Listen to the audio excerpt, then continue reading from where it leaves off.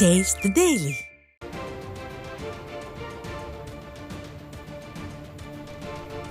அண்மை செய்தியை பார்த்து கொண்டிருக்கிறோம். திருப்பத்தூர் மாவட்டம் ஜோலார்பேட்டை அருகே சென்று கொண்டிருந்த அரசு பேருந்தின் முன் டயர் வெடித்ததால் பேருந்தில் பயணித்த அவசரமாக பேருந்தில் இருந்து பயணிகள் வெளியேறினர்.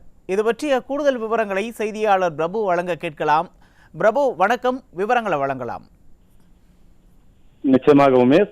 திருப்பத்தூர் மாவட்டம் சுற்றுலா தலமான ஏலகிரி மலையில் உள்ள நிலாவூருக்கு திருப்பத்தூரில் இருந்து நிலாவூர் வரை காலை 5 மணி முதல் இரவு 10 மணி வரை அரசு பேருந்து செல்வது வழக்கம். இந்த நிலையில் அதாவது மலைக்கென விடப்பட்ட பிரத்யேக அரசு பேருந்து வருடாந்திர புதுப்பிப்பிற்காக சென்றுள்ள நிலையில் அதாவது திருப்பத்தூரில் இருந்து ஆந்திர மாநிலம் திருப்பதி வரை சென்று இந்த அரசு பேருந்தை இன்று மாற்று பேருந்தாக அதிகாரிகள் இயக்கி வருகின்றனர்.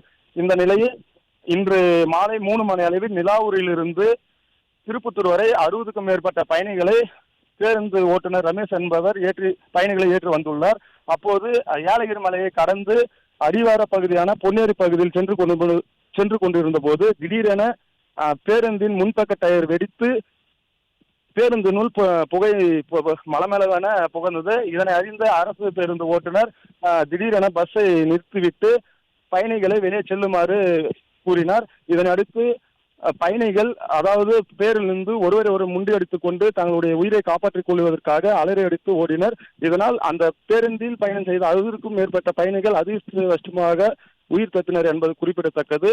உமேஷ், விவரங்களுக்கு நன்றி பிரபு.